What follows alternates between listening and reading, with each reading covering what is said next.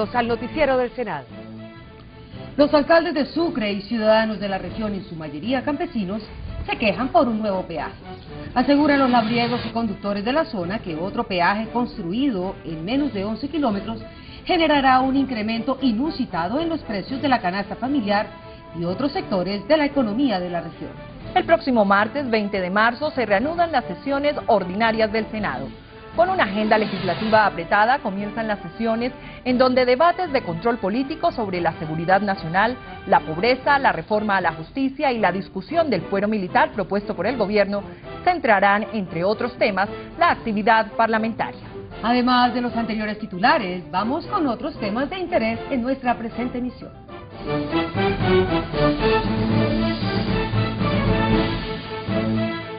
Aquí les desglosamos realmente por qué la gasolina en Colombia es tan costosa.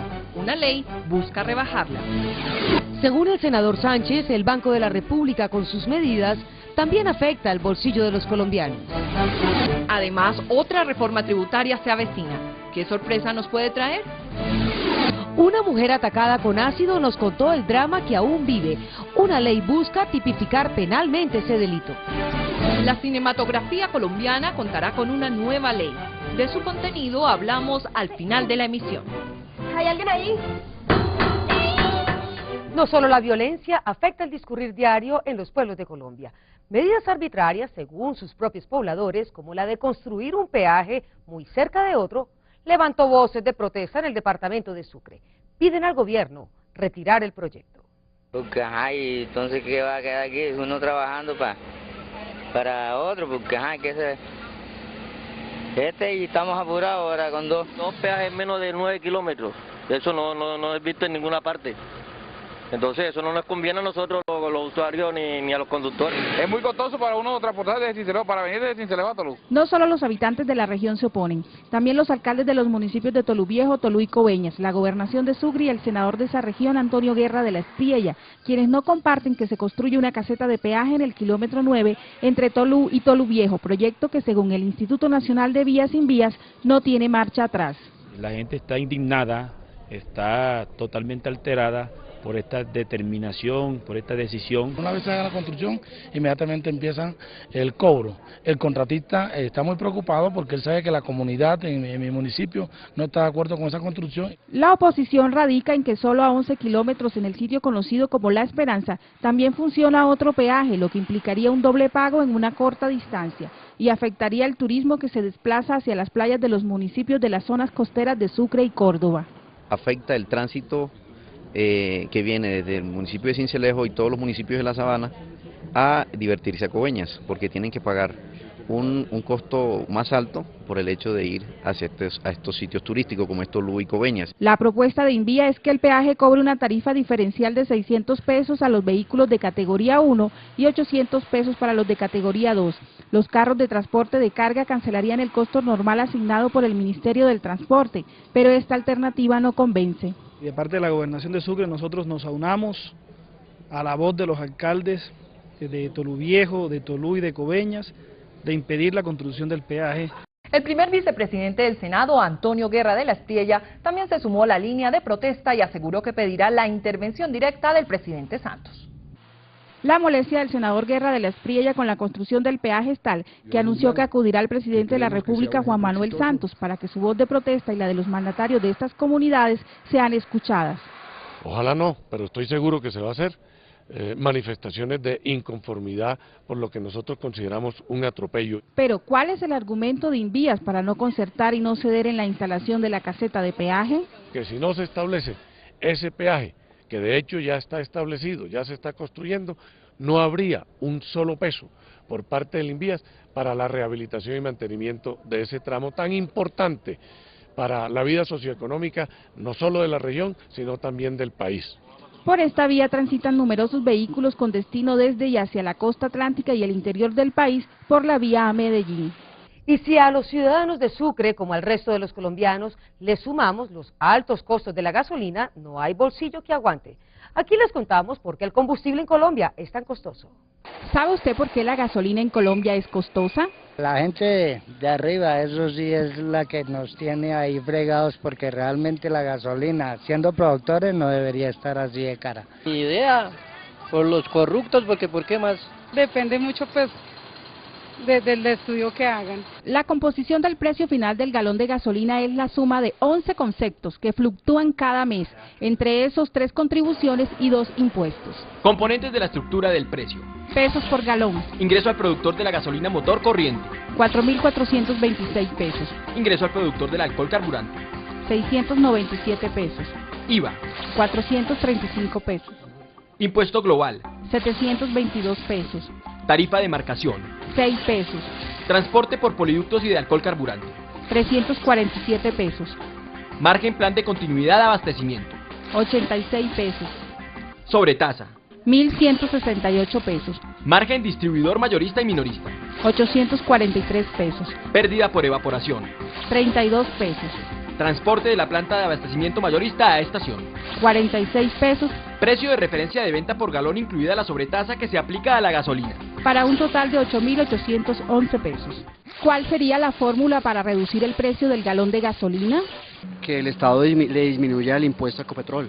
De esa manera, pues será un incentivo para el consumo de gasolina y para los usuarios, pagaremos menos. Que no hagan tanto torcido.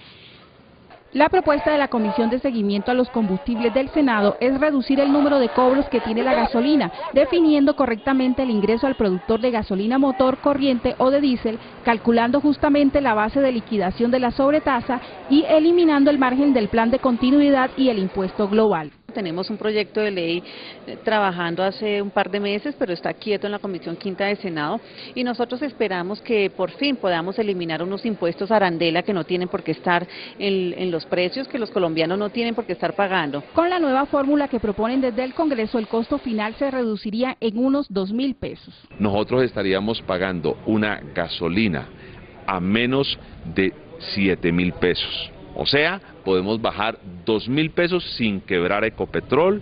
Ecopetrol sigue ganando con la fórmula nuestra. Eso nos cuesta un galón de gasolina. Pero hay otra pregunta que se hacen los colombianos. ¿Qué tanto nos afecta cada medida económica que adopta el Banco de la República? El senador Camilo Sánchez nos respondió. Según el senador Camilo Sánchez, el Banco de la República está disminuyendo el poder adquisitivo de los colombianos al subir las tasas de interés, situación que pone en riesgo el desarrollo del país. Si frenamos la economía va a disminuir la generación de empleo y muy seguramente vamos a tener problemas en esa generación que es parte de la función del banco. Las actuaciones de los funcionarios del banco estarían incumpliendo sentencias constitucionales. No quieren cumplir de la sentencia de la Corte Constitucional, de las varias sentencias que les dicen que su política monetaria tiene que primero medirse en cómo va a afectar el sector de la generación de empleo y el sector del nivel adquisitivo. Por otro lado, hoy esta entidad no tiene ningún tipo de control o vigilancia, por lo que el legislador pide hacer cambios. Ellos se sienten muy orgullosos de decir que hacen lo que quieren, pero cuando les pongamos verdaderamente controles y que tengan que responder por sus actos, estas personas van a actuar de una manera totalmente distinta. En los próximos días, Sánchez llevará a cabo un foro en donde demostrará cómo las decisiones del banco le están costando empleo, desarrollo y progreso al país. Y se nos viene encima una nueva reforma tributaria. Analizamos su alcance. Son muchos los cambios que se avecinan en el sistema tributario. Por un lado, el gobierno prometió no subirle más impuestos a los colombianos, pero sí a grandes empresas que estaban recibiendo beneficios tributarios con un compromiso que pocos cumplieron. Las multinacionales mineras pagan el 4% apenas de regalías y cualquier asalariado común en Colombia te paga el 6, el 7%, y yo creo que eso es bastante injusto. Pero hay que hacerlo de una manera tal que tampoco se elimine el estímulo a la inversión extranjera en Colombia, porque sería también muy grave. En la reforma también se contempla simplificar el estatuto tributario para que el colombiano le sea de mayor facilidad pagar sus impuestos. Que sea más sencillo. Aquí estamos pasando ya de 2 hojas de la declaración a 18 hojas y eso es totalmente, yo creo que a los colombianos mucho les da pereza. Es la forma de cómo se tributa. Incentivos para las regiones a través de nuevos impuestos que ayuden a proyectos de educación y salud sería otro de los puntos a tocar en esta iniciativa gubernamental. Hay impuestos que se están mencionando, por ejemplo, ponerle el impuesto a la gaseosa, que sería un ingreso que se tendría que dejar a las regiones y que sería muy importante. Lo que tiene que ver con los juegos de suerte y azar, que la parte del chance y esto quede en los municipios y que haya un control muy estricto. La reforma contará con cerca de 960 artículos que buscan equidad y facilidad a la hora de pagar impuestos. Estas son historias que no deberíamos estar contando, pero son una realidad. Una mujer busca con su testimonio advertir que los ataques con ácido no son un espejismo. Mientras Viviana salía de su casa al occidente de la ciudad, una mujer la atacó con ácido. El motivo, dice ella, fue la locura de su ex esposo, quien por varios meses estuvo acechándola. Me llamaba a amenazarme frecuentemente, me llamaba a decirme que tenía que volver con él, que tenía que regresar con él, que yo no podía dejarlo. Mi hermana me estaba maquillando para salir a trabajar y él solamente se quedó mirando y me dijo, tan linda que está y cómo va a quedar. Al llegar al hospital con su rostro destrozado, ella pedía se arrestara a quien considera contacto a la agresora, pero la policía no encontró pruebas para prenderlo, por lo que su caso quedó impune. Se interpuso la demanda en la fiscalía y pues al no tener pruebas, al yo no tener absolutamente nada con que demostrar que sí había sido él, porque efectivamente él no fue la persona que me agredió en el momento, no hubo nada y la verdad yo desistí de eso.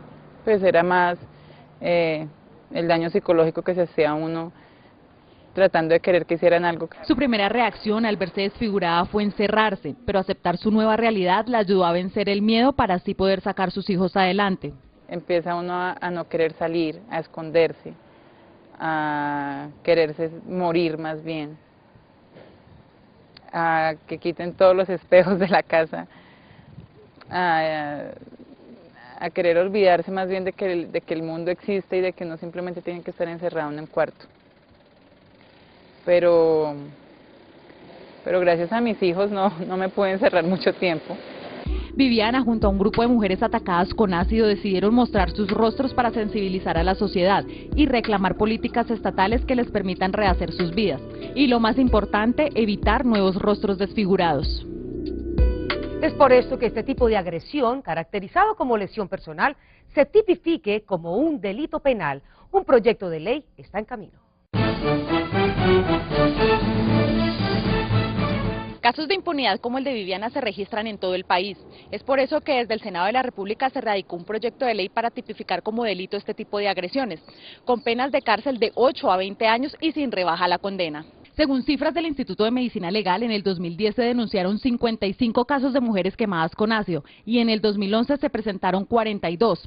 A la fecha son más de 50.000 las mujeres afectadas. No vamos a permitir más en Colombia que a nadie le echen ácido en la cara y que las penas van a subir, las penas ya van hasta 20 años. El proyecto establece la gratuidad del sistema en salud en todos los servicios, tratamientos, procedimientos e intervenciones necesarias para restituir la fisionomía y funcionalidad de las zonas afectadas para las víctimas de ataques con ácidos. Tendrá que asumir los costos de cirugía, operación, atención, reconstrucción, lo que se requiera, pero además no solamente en la parte administrativa asumir los gastos, sino que deberán denunciar. Se creará un registro de control para la venta al menudeo de ácidos y sustancias corrosivas y el establecimiento que no tenga los requisitos legales para vender este tipo de sustancias perderá la licencia de funcionamiento. Estamos haciendo un análisis muy pormenorizado con la Policía Nacional para identificar cuáles son los ácidos que causan estos daños y evitar que se venda el menudeo. Hay quienes piensan que lo que necesita Colombia es crear conciencia ciudadana más que políticas penales. Esta norma vamos a mejorarla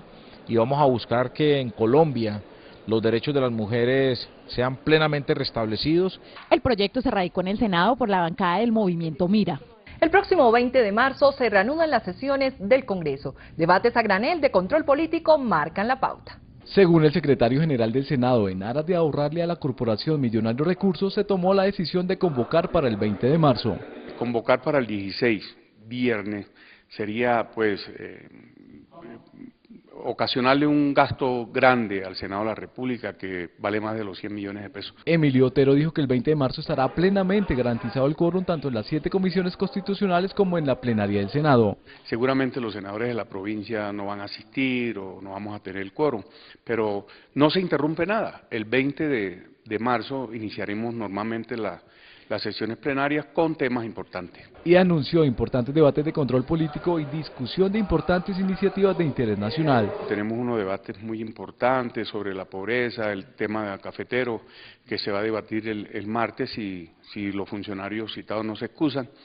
Y proyecto de ley, usted sabe que ya comienza la segunda vuelta de la reforma a la justicia, el código aeronáutico. El 20 de marzo la plenaria del Senado instalará las sesiones ordinarias con un debate de control político sobre la situación de las políticas cafeteras en el país. Por ejemplo, el fuero militar vaticina una pugna entre el gobierno y los partidos que integran la Unidad Nacional. La propuesta del gobierno de reformar los artículos 116, 152 y 221 de la Constitución sobre la extensión del fuero militar crea un tribunal de garantías y establece que nunca será de conocimiento de la justicia penal militar las siguientes conductas: las violaciones, a los homicidios ocasionados por fuera del servicio, a lo que es la tortura, la desaparición forzosa, el genocidio. Propuesta que la oposición aprueba. Si un militar comete un delito con ocasión del servicio, creo que debe ser de conocimiento de la justicia penal militar.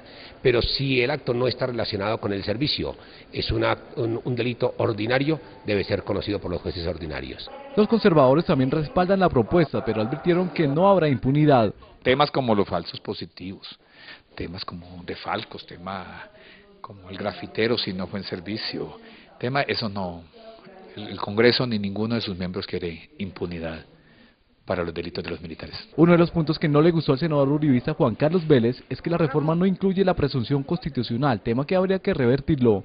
Nuestra fuerza pública está de brazos cruzados porque sabe bien que después de un operativo donde haya, por ejemplo, den de baja a guerrilleros o miembros de la BACRIM, pues inmediatamente va a iniciarse un proceso penal por parte de la justicia ordinaria contra ellos. El tema del fuero militar será mantenido en la reforma a la justicia y será analizado en la nueva reforma constitucional que presentará el gobierno. La Comisión Primera del Senado reanudará sus sesiones con un debate sobre seguridad nacional. Varios departamentos reclaman más presencia militar y social en sus regiones.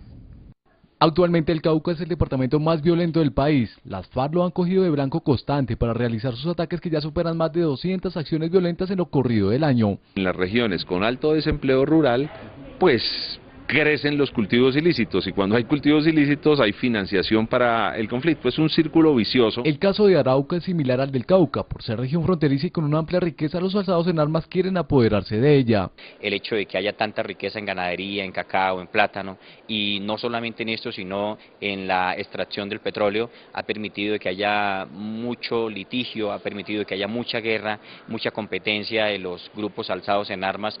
El Huila también es un departamento que ha sufrido los embates de la violencia. Hoy sus dirigentes esperan que la tranquilidad regrese. Aspiramos a que logremos tener controlado este tema y digamos que todo lo que ha hecho la policía del ejército tiene a las FARC replegadas hacia la zona del campo. Todos le exigieron al gobierno mayor inversión social para combatir la violencia que vive en sus regiones. Creemos que en la medida en que en esas zonas la gente tenga opciones económicas, opciones de vida, pues su opción de vida no va a ser la guerra. El gobierno por su parte anunció mayor pie de fuerza para las regiones con afectaciones de orden público.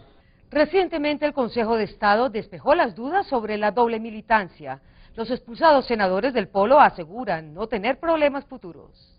La decisión la celebraron los senadores Jorge Guevara, Camilo Romero y Luis Carlos Avellaneda, quienes recientemente fueron expulsados del Polo Democrático por apoyar al movimiento progresista. La doble militancia no constituye ese hecho cuando se participa en movimientos que no tienen personalidad jurídica, en el caso de los movimientos significativos de ciudadanos. Nosotros, más que celebrar el fallo del Consejo de Estado, decimos que es una actitud coherente con lo que está ocurriendo y nosotros seguiremos en nuestra única militancia.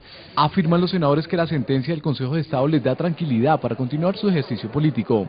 Encuentro ajustado el fallo del Consejo de Estado y coherente con lo que en anteriores ocasiones se había dicho. Sí, por supuesto, da mucha tranquilidad, pero además tenemos que dar el paso siguiente, que es el de establecer la decisión, de tal manera que legalmente podamos salir del Polo con nuestras credenciales y constituirnos en la bancada del movimiento progresista. La decisión del Consejo de Estado les permitirá a los 3 actuales senadores del Polo migrar para las toldas progresistas.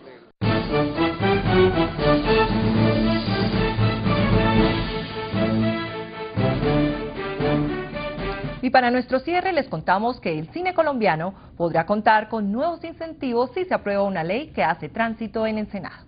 La ministra de Cultura quedó complacida por la correcta socialización del proyecto entre el sector cinematográfico. Pues hemos venido socializando el proyecto, hemos venido construyéndolo con todo el sector, que reúna y que realmente refleje las expectativas que ellos tienen. Se creará un fondo fílmico colombiano que aportará el presupuesto para el desarrollo cinematográfico y cerca de 25.000 millones serían contribuidos por el Estado. Hay unos recursos que se van a generar por parte del presupuesto general de la Nación, segundo de donaciones, tercero de venta también y producción que se va a dar a través de un fondo, de una cuenta autónoma que se va a crear para esto a través de una fiducia y fundamentalmente los mismos incentivos que vayan generando en materia de donaciones. Para los artistas este proyecto constituye un avance significativo en materia de turismo y producción. Es un momento histórico que tenemos en este momento para realmente hacer la diferencia y no solamente que gane la cultura sino Colombia.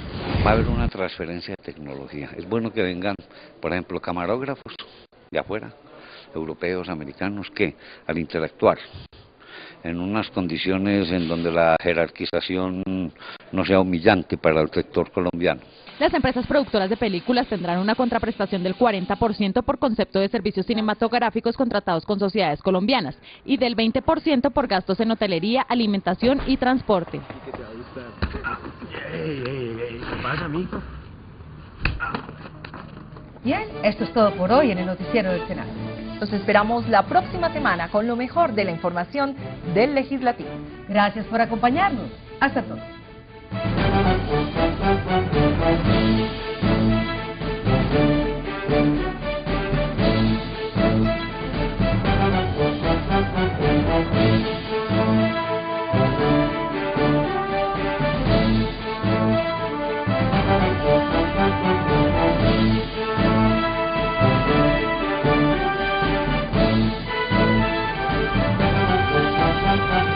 Thank you.